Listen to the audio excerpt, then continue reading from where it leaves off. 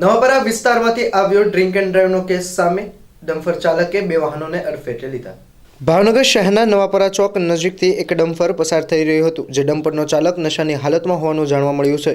Dumper ચાલક દ્વારા બે વાહનોને ભારે નુકસાન પહોંચાડ્યું હતું. આ બનાવ બનતા લોકોના ટોળે એકઠા થયા હતા અને નશામાં ધૂત ડ્રાઈવરને ઝડપી લઈ પોલીસને હસ્તગત કર્યો હતો.